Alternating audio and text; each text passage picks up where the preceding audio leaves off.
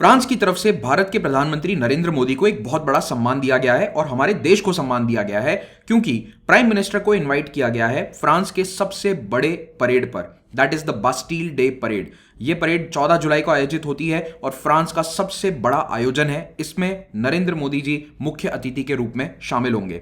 तो ये न्यूज क्यों इंपॉर्टेंट है, फ्रांस हमारे साथ क्यों अपनी नजदीकी बढ़ाना चाहता है, एंड इस बास्टील डे परेड का इतिहास क्या है ये जान लो, क्योंकि वर्ल्ड हिस्ट्री के अंदर भी इंपॉर्टेंट है। इन सब बातों को मैं डिस्कस करूंगा, लेकिन पहले पाथफाइंडर चैनल को सब्सक्राइब करना ना भूलें अगर आपने अभी तक सब्सक्राइब नहीं किया है तो। And you can also join our Telegram channel अगर आपको हमारे वीडियो की अपडेट्स चाहिए समय पर।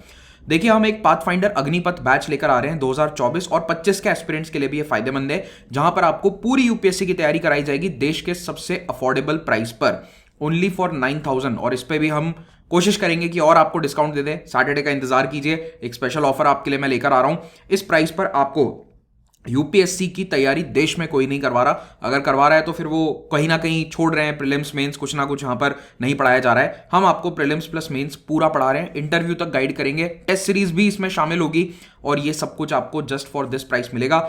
हाँ, आपको ये प्राइस मिलेगा जब आप कोड लगाते हैं पाथफाइंडर या महिपाल, जो भी आपको कोड बेहतर लगे उसे आप रख सकते हैं, लगा सकते हैं। यहां पर हम आपको मेंस मेंटरशिप प्रोग्राम भी अवेलेबल करवाएंगे। अगर आप प्रीलिम्स क्वालिफाई कर जाते हैं उन एस्पिरेंट्स के लिए मेंस का प्रोग्राम भी रहेगा। ये बैच 1 जून को शुरू हो रहा है। सुबह 8 बजे से इसकी क्लासेस होंगी, दिन में 3 क्लास होंगी, तो 8 बजे से लेकर लगभग 2 या 2:30 बजे तक आपकी क्लासेस यहां चलने वाली है। It is going to be a morning batch. तो अब आते हैं हमारे टॉपिक पर। तो प्राइम मिनिस्टर नरेंद्र मोदी जी को बास्टील डे परेड में इनवाइट किया गया है। 14 जुलाई को यह परेड हर साल आयोजित होती है।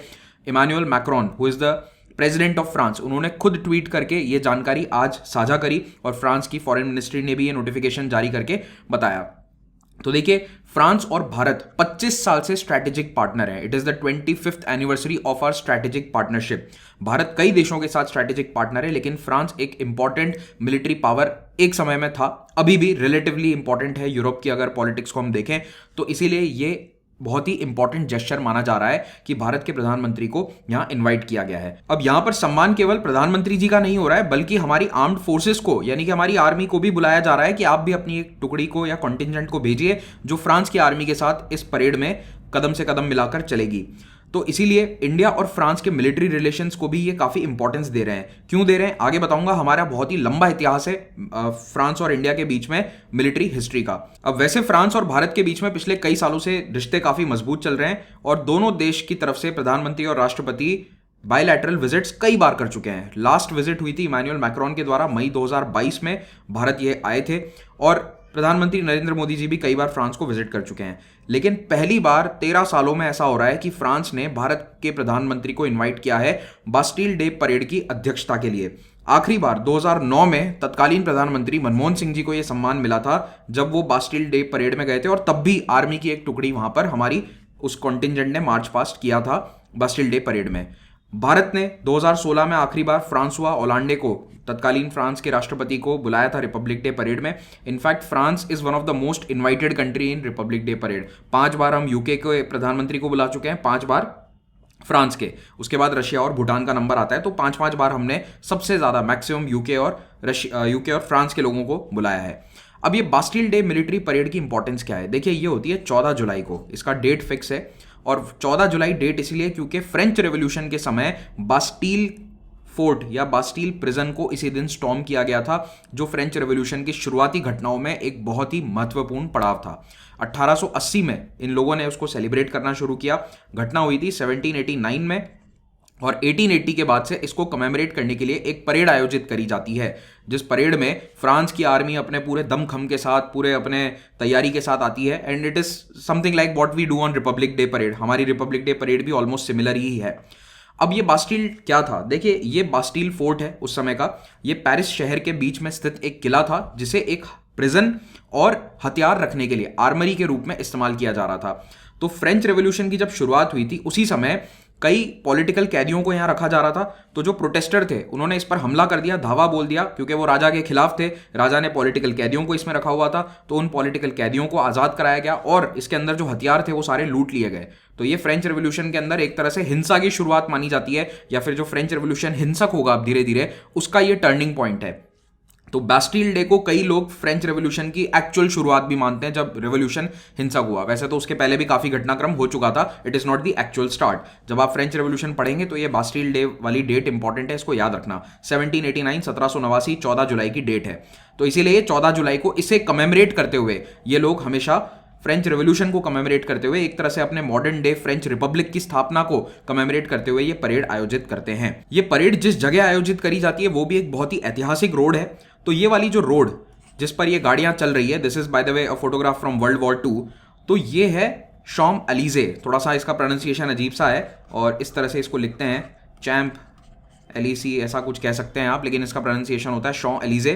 तो इस रोड पर हिस्टोरिकली फ्रांस की तरफ से बहुत सारी परेड करी गई है। ना केवल फ्रांस की तरफ से, जो फ्रांस पर हमला करके उस पर कब्जा भी जमा लेता है वो भी यहीं परेड करता है। जैसे ये फोटोग्राफ है या पेंटिंग है 1871 की, फ्रैंको प्रशियन वॉर के बाद जब प्रशिया ने यानी कि जर्मनी ने फ्रांस को हरा दिया था, तो वो अपनी आर्मी को यहां पर मार्च पास्ट करवाता है। और यहां पर आपको जो ये बड़ा सा गेटवे नजर आ रहा है, इस गेटवे का क्या नाम है?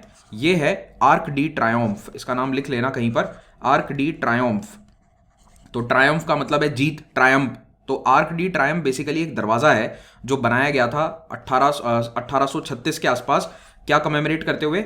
एक तो फ्रेंच रेवोल्यूशन और दूसरा नेपोलियन के समय जो लड़ाइयां हुई थी, यानी कि सन 1790 के लेकर 1790 से 1815 के बीच में फ्रांस ने जितनी भी लड़ाइयां लड़ी उसमें वो ज़्यादातर सफल ही रहा था। उन सभी लड़ाइयों में जीत को कमेमोरेट करते हुए जो सैनिक शहीद हुए उनके नाम यहाँ पर लिखे हुए हैं। तो आर्मी जनरल, सैनिक शहीद हुए, उनके नाम इन दीवारों पर उकेरे गए हैं और उनकी याद में, यानी कि फ्रांस की विक्ट्रीज को कमेमोरेट करते हुए ये आर्क डी ट्रायम्फ बना था। अब इसके बारे में मैं इतना क्यों बता रहा हूं? क्योंकि हमारे देश में जो इंडिया गेट बनाया अंग्रेजों ने वो काइंड ऑफ इसी की कॉपी है। पूरा आइडिया यहीं से चुराया गया था। ओके, अंग्रेजों ने कोई बहुत ज्यादा ऐसा इनोवेटिव आइडिया नहीं बनाया। ऐसा नहीं है कि मैं इसका कुछ सम्मान कम कर रहा हूं इंडिया गेट का, लेकिन ये सच्चाई है कि आर्क डी ट्रायम्फ के तर्ज पर ही इसको बनाया गया। इनफैक्ट जो इसके नीचे अमर जवान ज्योति है वो भी यहीं से आइडिया लिया गया है। यहाँ पर एक grave of the unknown soldier रहती है जिसके अंदर मतलब हर फ्रांस के सैनिक को कमेमोरेट, उसकी याद में यहाँ पर आकर लोग श्रद्धांजलि देते हैं। वो सेम कॉन्सेप्ट हमने भी यहाँ पर अमर जवान ज्योति में बनाया है। और इनफैक्ट आप रोड का लेआउट देखोगे तो वो भी सेम है।